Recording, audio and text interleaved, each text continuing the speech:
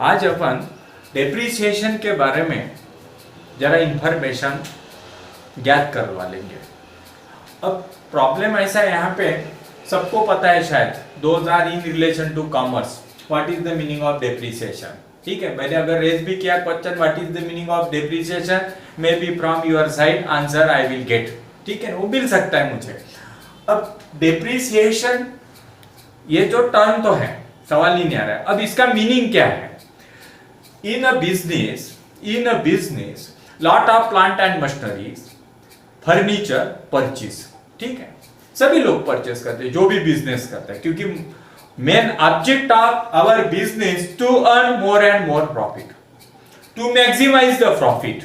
ठीक है, depreciation help to increase the profit. मैं तो ये बोल रहा हूं अभी, depreciation is help how you can increase, how you can maximize the profit. I can prove that by my explanation, but firstly there is a need to know what is the meaning of depreciation, and it is very easy to understand the meaning of depreciation. Depreciation, it is a gradual deterioration. Depreciation, it is a gradual deterioration in value, usefulness, capacity, efficiency. Think about that, efficiency. ये अब आपके मन में सवाल आया होगा भाई gradual deterioration कैसे होता है, तो मैं बाद में एक्सप्लेन करूंगा उसको। Depreciation it is a gradual deterioration in value, usefulness, capacity, efficiency. ये बात समझ में आएगा? ठीक है, whether the asset put to use or not, that is not important. ये भी एक ख्याल में रखना है। आपने एसेट परचेज किया है, वह तुम इस्तेमाल कर रहे हो या नहीं कर रहे हो वो इंपॉर्टेंट नहीं है। क्यों नहीं है? आपने भी देखा होगा, सबके पास बाइक है, मोपेड्स है, और अगर आपने 10-12 दिन या 1 महीना 2 महीने उसको इस्तेमाल नहीं किया और कंपाउंड के अंदर खड़ी है, आई बात समझे, उसका इस्तेमाल नहीं कर रहे, तो भी क्या हो रहा है कि वह शुरू नहीं हो जाएगा 30 दिन के बाद, 40 दिन के बाद। आई बात समझे। और दूसरा ऐसा है कि when you purchase a bike for rupees suppose 60,000, 1 lakh etcetera, आपने परचेस किया और आपने चलाया नहीं, उसको इस्तेमाल नहीं किया, तो भी 30 दिन के बाद या तो 40 दिन के बाद automatically if you want to sell that you will get less than what you paid to purchase. ये बात समझ में है? ठीक है, या तो मैं ऐसा भी बोल सकता, आपने प्लांट एंड आपने वो बाइक परचेस किया, ठीक है, 1,10,000 रुपए उसको दे दिए। आपने क्या किया, परचेस किया, बिल ले लिया और बाहर आ गए घर पे, और उसको आपको तुरंत बेचना है, तो भी आपको 1,10,000 रुपए नहीं देगा, वो 2-3 हजार रुपए कम ही देगा, और आप भी जानते हो। आई बात समझे क्यों ऐसा होता है, तो मैं बाद में बताऊंगा आपको। ठीक है, अब मुझे तो मेरे प्लांट एंड मशीनरी के बारे में सोचना है। Suppose the businessman purchase a plant and machinery, ठीक है, अब प्लांट एंड मशीनरी है 1 लाख रुपए की, ठीक है, plant and machinery,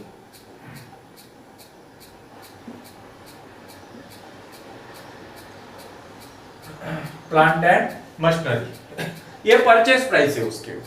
businessman purchase the plant and machinery for 1 lakh, ठीक है ना, फॉर क्या, 1 लाख। अब मैंने आपको बताया अभी इसके पहले कि भाई डेप्रिसिएशन ग्रेजुअल डिटोरिएशन है, एकदम से नहीं हो सकता है। Depreciation is it a expense, depreciation is it a loss, think करना, देखो, और I can prove that depreciation not a loss and depreciation not expenses। ये बात ध्यान में रखना है आपको। इन मतलब ऐसा हुआ कि डिग्री होल्डर भी रहे और किसी को क्वेश्चन भी किया डेप्रिसिएशन ये क्या है भाई, वो मीनिंग नहीं पूछ रहा हूं मैं अभी फिलहाल, मीनिंग तो आपको समझ में आ गए भाई, एक्सपेंस है, इनकम है, क्या है, तो नेचुरल आंसर मिलेगा depreciation it is a expense, but actually depreciation not an expense. आज बिल्कुल आपने मन में फिक्स कर लो, आपके पास डिग्री भी होंगी, या डिग्री लेने की चाहत होंगी, या तो जो 11th में आ गए या 12th में आ गए या बीकॉम में आ गए, जो भी हो गए, तो लेकिन ये बात ध्यान में रखना, मैं और प्रेशर पुट कर रहा हूं उसके ऊपर, depreciation not a expense, it is not a expense, ठीक है, ये एक्सपेंस नहीं है, फिर क्या है तो मैं बताऊंगा आपको, थोड़ा सा सस्पेंस रखना पड़ेगा। उसके बाद ऐसा है कि depreciation not a sudden loss, ये सडन लॉस नहीं है, क्योंकि मैंने जो मतलब आपको एक्सप्लेन किया, यानी उसका मीनिंग डेप्रिसिएशन, ग्रेजुअल डिटोरेशन, तो each and every businessman, whether you are a businessman or not, that is not important, but each and every person is known about that. Depreciation, it is a gradual deterioration. Plant and machinery मैंने 1 लाख रुपए बताया, ठीक है, after 1 year, after 2 year, उसका क्या हो जाएगा, usefulness कम हो जाएगा, बरोबर है, उसके बाद उसका एफिशिएंसी कम हो जाएगा, ठीक है, उसका कैपेसिटी कम हो जाएगा, ठीक है, और ये क्यों हो रहा है, तो due to wear and tear, sun, due to sun, ये भी होता है, ड्यू टू रेन भी होता है, ऐसा कुछ नहीं है कि नहीं होता है, ऑब्सोलीट, ये ख्याल में रखना। अब ऑब्सोलीट यानी क्या हुआ, ये बहुत इंपॉर्टेंट है, जिसको मराठी में अप्रचलित बोलते हैं। आई बस जैसे कि कंप्यूटर लिया, ठीक है भाई, पेंटियम 1, पेंटियम 2 ऐसे आते थे पहले, ठीक है, अभी AMD सॉफ्टवेयर वगैरह वो प्रोसेसर है, तो उसमें कैसा हुआ कि जैसे पहले 486 था, ठीक है, फिर सेलेरॉन आया, अब 486 था तो जमाना नहीं, उसके पहले भी थोड़ा सा कम मतलब था वो, ठीक है, अभी तो वो इलैप्स हो गए, अप्रचलित हो गए, ऑब्सोलीट हो गए। आई बात समझे? So due to there is a need to purchase new technique, there is a need to purchase modern technique, तो परचेस करना ही पड़ेगा आपको। आप लोग सभी अभी तो वो मोबाइल के बारे में बहुत अच्छे तरह से जानते हैं कि मैंने आज अगर एक हैंडसेट परचेस किया तो 1 महीने के बाद नया फीचर उसमें आ जाता है, यानी ऑब्सोलीट हो गया, अप्रचलित हो गया। आई बात समझे? इस वजह से भी मुझे डेप्रिसिएशन चार्ज करना पड़ता है। ये बात ध्यान में रखना कि मैं ऐसा ख्याल में रखो भी causes of depreciation, why the businessman, why we want to charge the depreciation. आई बात समझे? Due to wear and tear, ये ख्याल में रखना।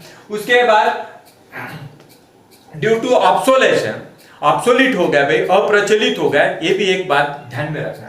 पासेज ऑफ टाइम भी बोल सकता हूं मैं उसको, इलैप्स ऑफ टाइम ऐसा भी बोलो, इलैप्स, ठीक है ना, यानी टाइम निकल गया और नया टेक्निक दरवाजे पे खड़ा है। आई बात समझे?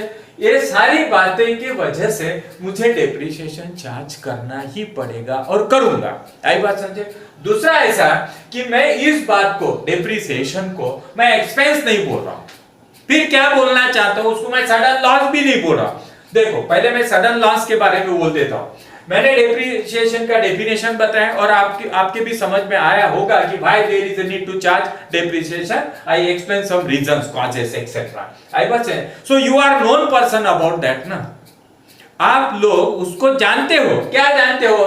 कि भाई डेप्रिसिएशन जो है ये पता है कि परचेस करने के बाद वो उसका प्लांट एंड मशीनरी का वैल्यू, यूजफुलनेस, कैपेसिटी, एफिशिएंसी कम हो जाएगा धीरे धीरे, एकदम से नहीं, धीरे आप जानते हो। इसीलिए on that ground how you can say it is a sudden loss, हो ही नहीं सकता है loss, it is a abnormal event, ये एक एबनॉर्मल इवेंट होती है, ये बात ध्यान में रखना। लॉस जो है वो क्या है? एबनॉर्मल इवेंट है, ठीक है। बिजनेस में भी लॉस होता है, ठीक है। If your total expenditure it is more than the income, so you can say that is a loss, वो एक अलग बात हो गई, वो कैलकुलेट कर रहे हैं अभी। आई बात समझे? जैसे मैं अभी पढ़ा रहा हूं आपको, ठीक है, और मेरे हाथ से या तो मेरे कोई एक्शन से ये जो चश्मा है वो गिर गया, फूट गया, ये सडन लॉस हो गया। तो डेप्रिसिएशन ऐसी बात है कि भाई after purchasing the plant and machinery, ठीक है ना, the part which is already included in plant and machinery, ठीक है, फेल डाउन ऐसा हो सकता है क्या? फॉल डाउन ऐसा हो सकता है क्या? गिर गया, वो नहीं हो सकता है। इसीलिए मैं उसको सडन लॉस बोलूंगा नहीं, वो एबनॉर्मल इवेंट नहीं है, क्योंकि आप उसको जानते हो। ये एक बात ध्यान में रखना। अब रहा सवाल दूसरा कि डेप्रिसिएशन नॉट एक्सपेंसेस, देखिए क्या हो रहा है, we purchase the plant and machinery on specific date. सही बात है, एक डेट को डेट ले लेते हैं अपन, सपोज 1 सितंबर, ये डेट ऑफ परचेस है 1 लाख की। अब मैंने इसको परचेस किया है, इस प्लांट एंड मशीनरी को, ठीक है, और इसका स्पेसिफिक लाइफ होगा 10 ईयर, 15 ईयर, 5 ईयर एक्सेट्रा, कुछ तो होगा, ठीक है। That is a different matter कि जो प्लांट एंड मशीनरी मैन्युफैक्चरर होगा वो भी आपको आंसर देगा कि भाई life of plant and machinery 10 year, 5 year etcetera. आई बात समझे?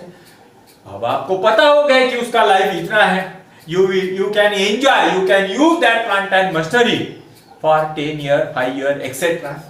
अब बात क्या हुआ यहाँ पे कि मैं उसको सडन लॉस नहीं बोल रहा और उसको मैं एक्सपेंस भी नहीं बोल रहा। मैंने तो आपको प्रूव करके बोल दिया कि why I am not saying that is a loss। अब मेरी बारी अभी एक्सप्लेनेशन की ऐसी है, it is not an expense, ठीक है। What happened here? You paid 1 lakh when you purchase it, ठीक है।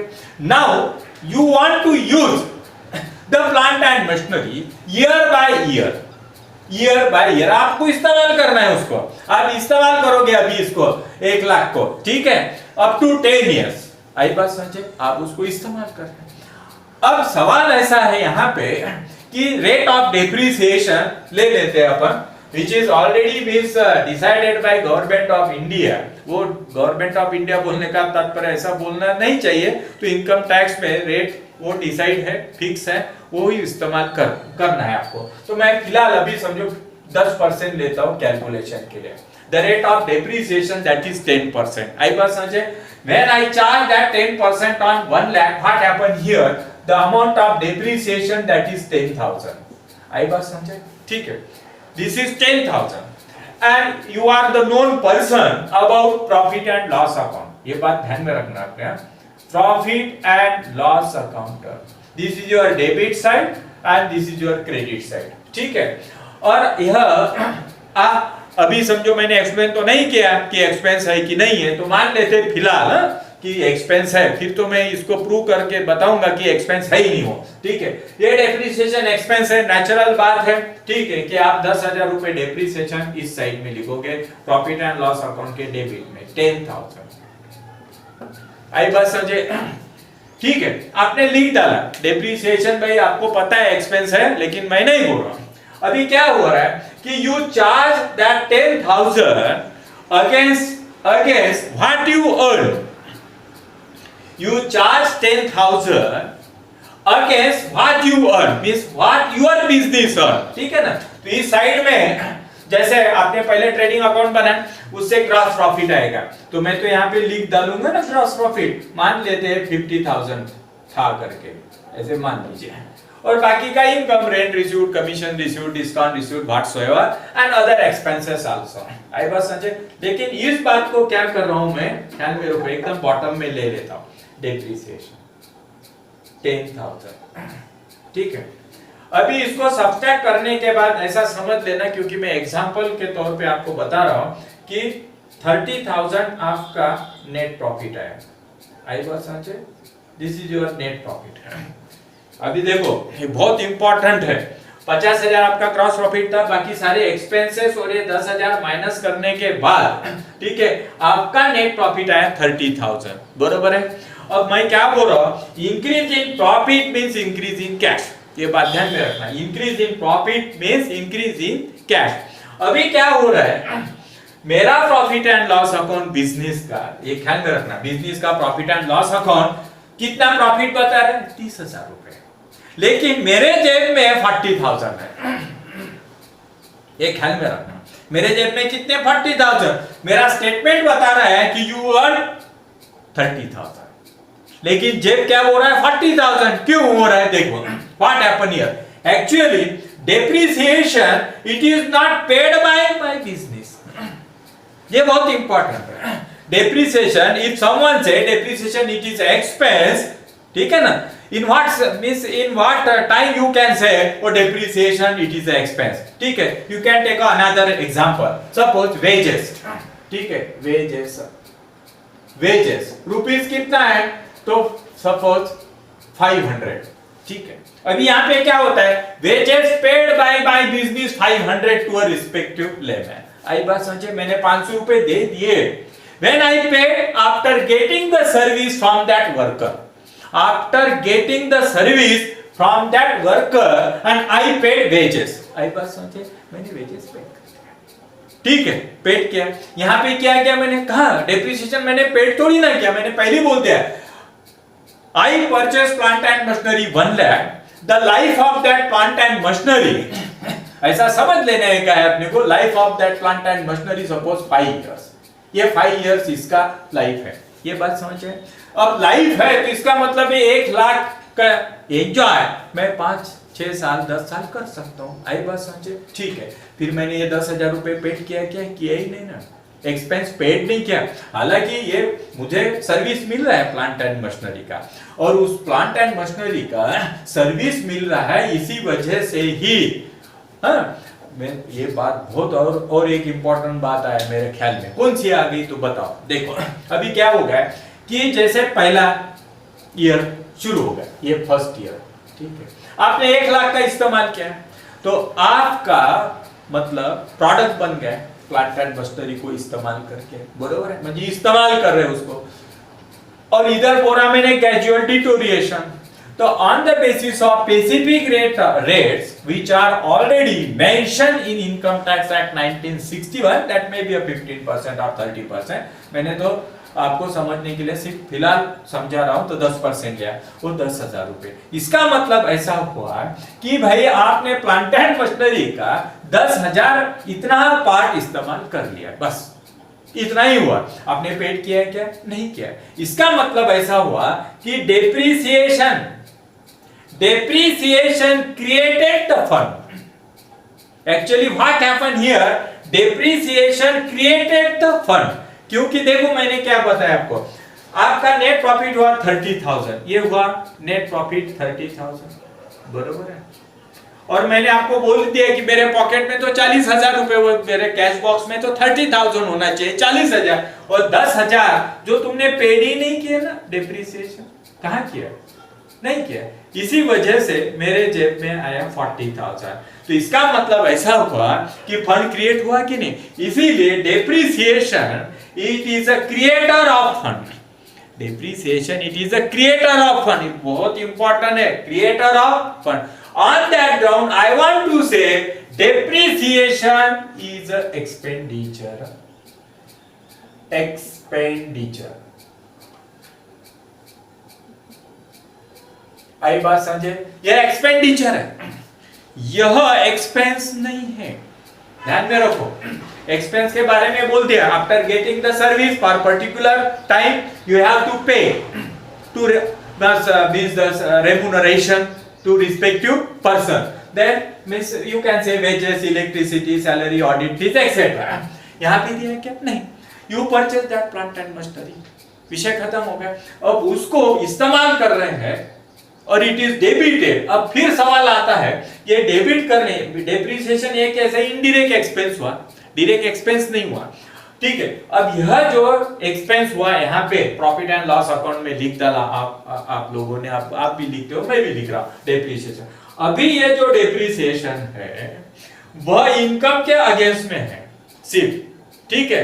अब इससे फायदा क्या हुआ, डेप्रिसिएशन चार्ज करने, और इनकम टैक्स एक्ट भी एक्सेप्ट करता है इस बात को कि भाई it is a expenditure, expenditure in relation to your business.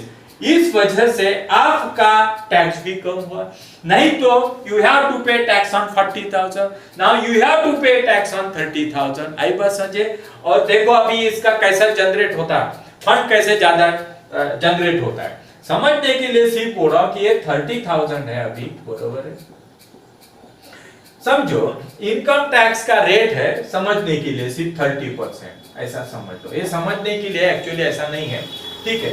यानी 9,000 रुपए आपको अभी टैक्स देना है after debiting depreciation to your profit and loss account, ठीक है। If suppose it is not a expenditure in the general parlance, that is the expense, suppose I say it is not a business expense, what would happen, your net profit that is 40,000, आपका net profit रह जाता फिर 40,000, आई बात समझे, into 30%, ठीक है। Tax कितना हो जाएगा यहाँ पे, टैक्स 12,000, आई बात समझे, 12,000 टैक्स हो गए, ठीक है। 30,000 का टैक्स कितना आ गया, 9,000, आई बात समझे, ठीक है। इसका मतलब ऐसा हुआ यहाँ पे आपका फंड, देखो ये बहुत ही है, आपका फंड 3,000 रुपए से बढ़ गया, आई बात समझे।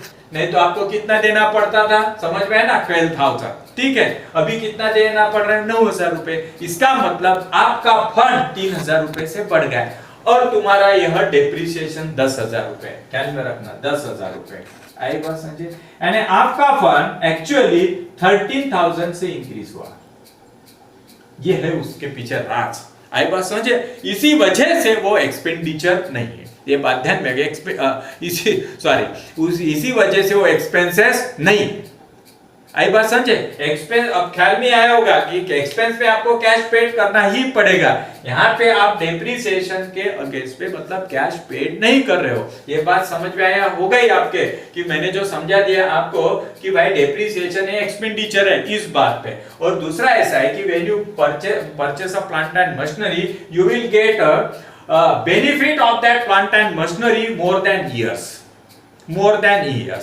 एक्सपेंस का क्या होता है, यू गेट मींस बेनिफिट, वो बेनिफिट मिलता है आपको, ठीक है, बट फॉर पर्टिकुलर डे,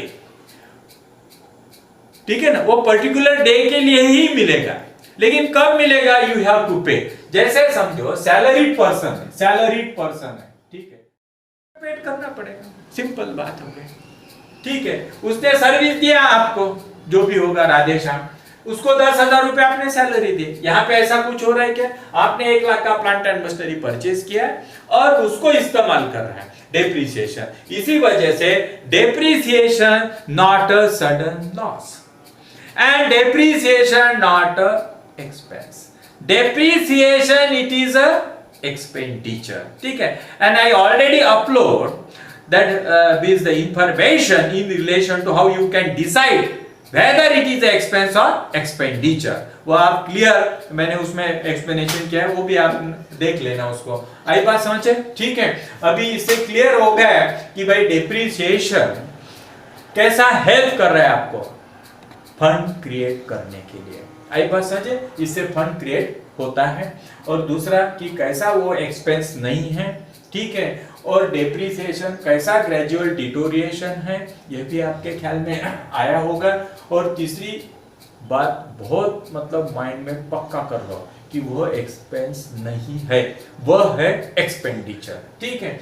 फिर इसके बाद मैं आपको टाइप्स ऑफ मतलब डेप्रिसिएशन की मेथड जो है, मेथड्स ऑफ डेप्रिसिएशन, वह एक्सप्लेन करूंगा। तो आज के लिए ठीक है। Subscribe my channel to learn financial accounting, cost accounting, management accounting, financial management, financial derivatives, economics, and for other commerce subject at your home. For that, press a bell icon for notification.